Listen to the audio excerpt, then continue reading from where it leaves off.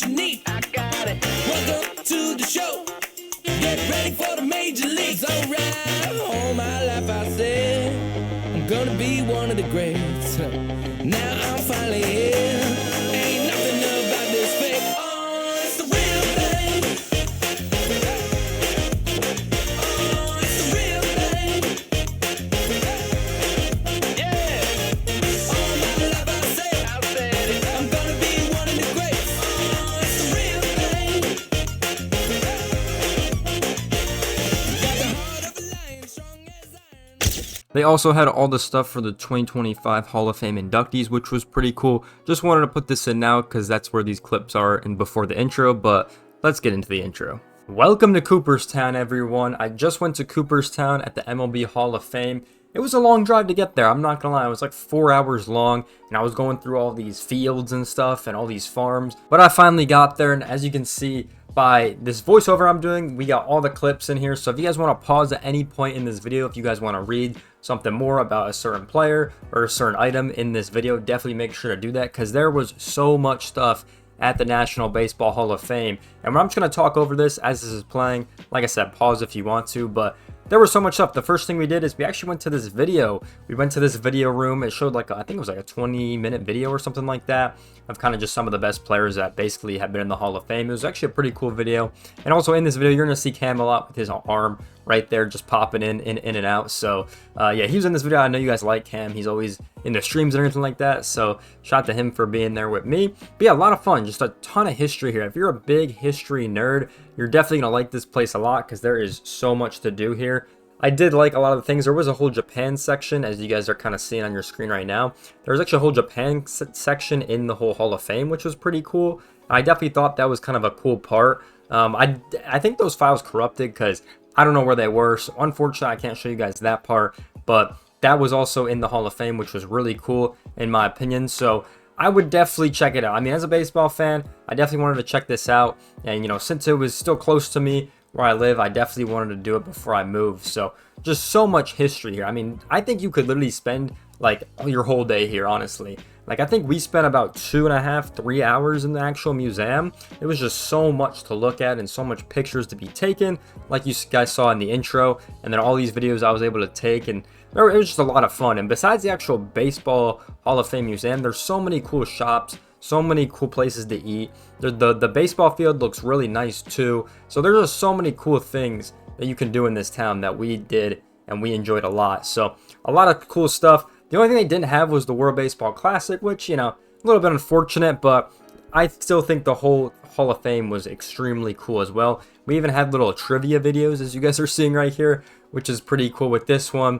You know, and what's the correct call on this, and it was actually B, so I hate to spoil it, but yeah, it was B. You can just beam the guy as many times as you wanted in 1882, which is kind of crazy to think about nowadays, but it is what it is. But a lot of cool things at this museum, I will say that, between all the jerseys, all the history, going back before the MLB was even, you know, created in 1903. I think the oldest thing I saw was probably that 1882 video. I think there was a couple of things from the 1890s that we saw in here, so very cool. Maybe even the 80s as well, but just so much history, so much stuff to look at. Obviously, they had all the stuff to the modern day as well. They also had the stuff to, you know, the early 90s, 80s, and all the way back to the 18 and 1900s, which was really cool. So just so much stuff to look at. Like, I genuinely think we looked at a lot, but I feel like I didn't I didn't look at everything, you know what I mean? Because there was just so much stuff. So I definitely liked it a lot. I definitely think every baseball fan should definitely check it out. There's also a cool section. I think we show it a little bit later in the video, but there also was a black baseball section too, which was pretty cool. And there was also a women's baseball section as well, which I thought was pretty cool. It's kind of cool to see those parts of the game in there because they're not really talked about or I guess shown as much anymore nowadays, but it was a thing back in the day. So I definitely thought it was cool. It was cool looking at some of these jerseys. I mean, you can see the Philadelphia A's jersey right here with the whole elephant. Just seeing how like thick those jerseys were with the cloth and stuff. Like, I just couldn't imagine wearing that cloth and the pants in like 100-degree heat or something like that. Like, it's just insane to think about what the players kind of went through back in the day. Was it when it wasn't even their full-time job to think about that, which is just an even crazier part. So yeah, there's so many cool trophies as you guys seeing, so many cool pictures, jerseys, pretty much everything you could think of was at the museum, which is kind of cool. I kind of came into this not really knowing what to expect. The only thing I was kind of expecting is to see the big room with all the plaques, which we're going to show later in the video. But all this other stuff I didn't really think about was really here. There's a big section on Babe Ruth and Ted Williams as well. In this whole section, we're currently looking at the Babe Ruth stuff, but Ted Williams was also in here later, which I thought was pretty cool. And those were kind of some of the players that had like their own section. I think Hank Aaron had a small section.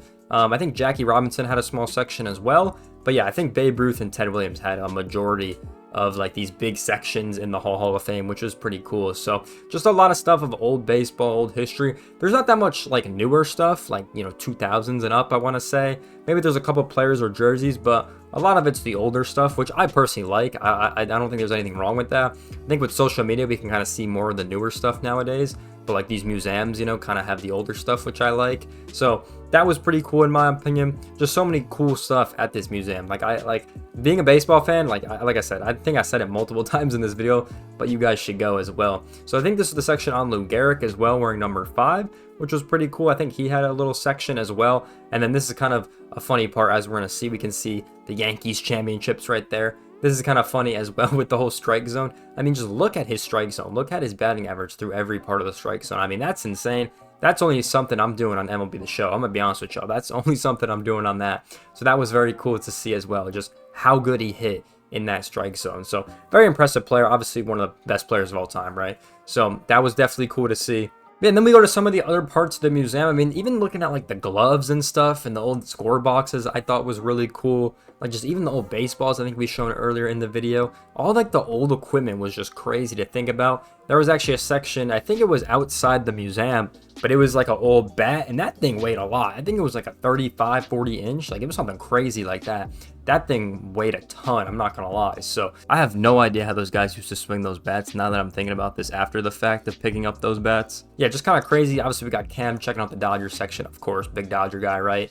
This was pretty interesting too about Sammy Sosa. It looked like he's like benched in this little scorecard right here. I don't really know what was going on with that. So that was pretty interesting. And then there's just so much stuff. They had a Latin America section as well, which I don't think I recorded, but that was also in here as well, which was pretty cool. Went over Cuban baseball, Dominican Republic, Venezuela, all those countries in Latin America, which I thought was pretty cool, showing the love to those countries.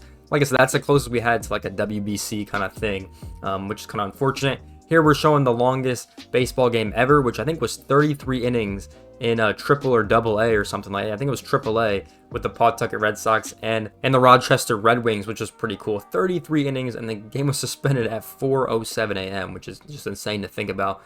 Restart the next day, and then they were able to finish it, which is just kind of crazy. But just so many cool like little things. Here we're checking out like the whole lockout situation. We were saying they got to add 2027 on there, right? Which is kind of funny. But yeah, all these little like neat things that you wouldn't think you'd see or you wouldn't think that would be brought up are here, which is pretty cool. The paintings were pretty cool. There was another section as well where it was just straight art, which was pretty cool. I don't think I recorded any of that in this video, but I think we might have took some pictures of it as well, which was pretty cool. Just like a whole art section of famous paintings throughout the years and famous artists in general, which was pretty cool. And just all these little items, like all these little like collectibles and memorabilia, which was pretty cool. Like just all this stuff I wouldn't think about that they had, which was cool. Here we got to the MLB The Show video games, right? We got Baseball 3, All-Star Baseball, High Heat. Then we got to get to ESPN Baseball, MLB The Show's on there. I think we also have Backyard Baseball. I think it's the one on top, as you guys can see. Just all the cool baseball little video games I thought was cool. And it's funny it says donate. I'm like, SDS, we got to donate the new game. Come on, what are we doing over there? But I thought that was kind of funny, all the little video games throughout history. Because there's a lot of them. There's Ken Griffey Jr. had his own game. Like, there's so many video games out there on baseball, which is also cool to see. So many cards, so many pins, as you're going to see coming up. There's so many. There was a bobblehead section as well, which was pretty cool. Here we're looking at all the World Series champions, which was really cool to just kind of refresh your memory on who kind of won every single championship, which was cool. Then they also showed the championship rings as well, and you guys can kind of see that to the right side. Here we go. You can see the championship rings, which was cool. It's crazy seeing how small like the old ones are compared to today, because today's are huge. I mean, you can look at the Nationals. I think I showed the Dodgers and Braves. Just huge rings that we're getting nowadays, which is just insane.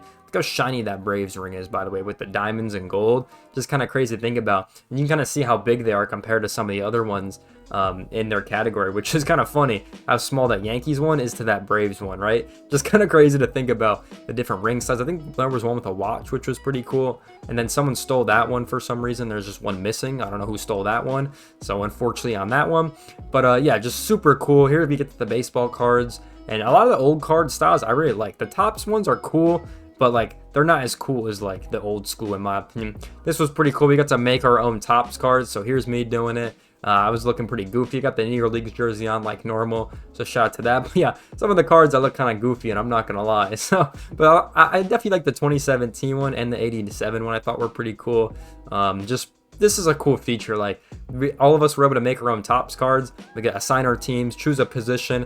Obviously, I had to go manager. You guys know me managing every team right there. But super cool. Everyone was able to interact with this, and then you could email it to yourself, which was pretty cool. So I had it on my phone as well. You guys might see it in the thumbnail too, which is pretty cool. And then we kind of go over to all 30 current MLB teams, which I thought was really cool. They all have jerseys, jackets from all different players from all different eras, which was pretty cool. And some of these teams we didn't even see in the whole Hall of Fame till now, just because they're new teams, expansion teams, don't have that much history. Kind of like the Rays and Rockies, for example, because those are some of the newer teams.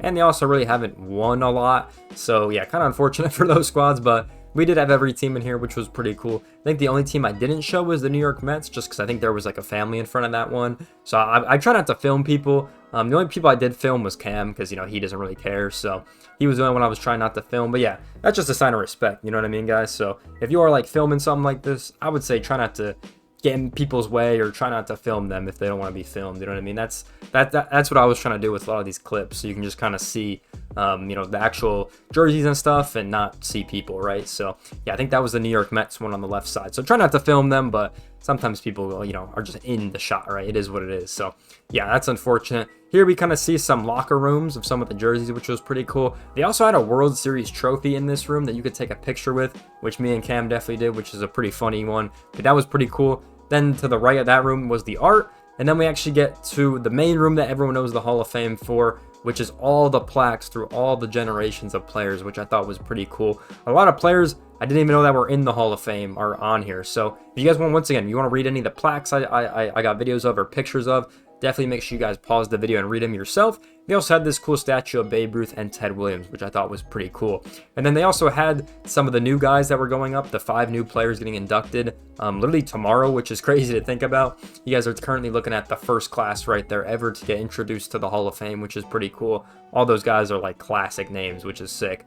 But yeah, I really liked all the Negro League guys that were in here. Ever since Storylines came out, I mean, it's been super cool to kind of listen to their journeys and listen to their stories. So that's something I appreciate from MLB The Show.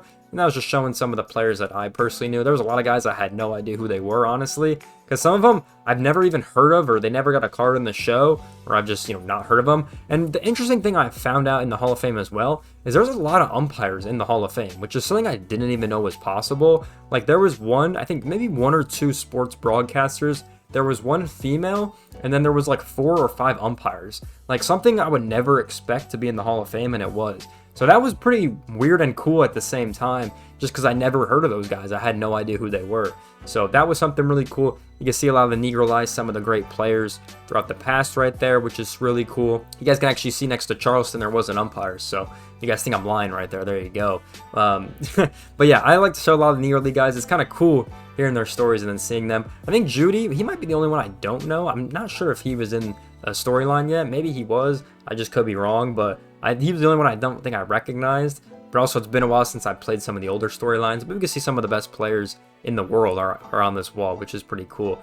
And it's cool because there was also a section for movies and the Savannah Bananas, which was really cool, as we're going to come up in just a little bit. We can kind of see some of the press box stuff right here, which I thought personally was pretty cool to see some of the old technology they used to use to kind of broadcast games, because now it seems so like easy. But back then it wasn't as hard. once again, cool to have the Savannah Bananas in here. I think what they're doing for baseball is phenomenal. I love what they're doing with banana ball. I mean, Jesse Cole has, found this new sport, and he's making it a league next year. So just absolutely phenomenal what the Bananas have been able to do the last 3 to 4 years. So shout out to them. The movie section was really cool with all the posters. It really felt like you're going into an old school movie, which was pretty cool. Obviously got the best movie up there with Major League. Angels in the Outfield is also up there. Bad News Bears. A ton of phenomenal movies and jerseys were also in this room. And it was back near the shop over there, like the guest shop, which was pretty cool. But not a lot of people in here, kind of a small room. But a lot of history and a lot of cool movies as well. And there was also like this big sign, as you're going to see, with every single baseball movie like ever created. There was even some more in like 2020 that were created, and I never heard of them. So I might have to check them out after going here, honestly. And a lot of stuff has been updated to some, I guess you can call it modern stuff, or some of the new times. As you can see some of the 2020 movies there. Some of these I never even heard of, so might have to go check them out myself and maybe give it a watch. So definitely have to do that. But the Hall of Fame was just a phenomenal experience. I loved it a lot. I think if you're a baseball fan and you haven't been, I would definitely recommend you guys to go. And it's something that I will probably never go to again just because it's so far up north, but it's definitely something I enjoyed. So if you guys enjoyed this little vlog video, make sure you guys like, comment, subscribe. I'll see you guys in the next one. Peace out, everyone.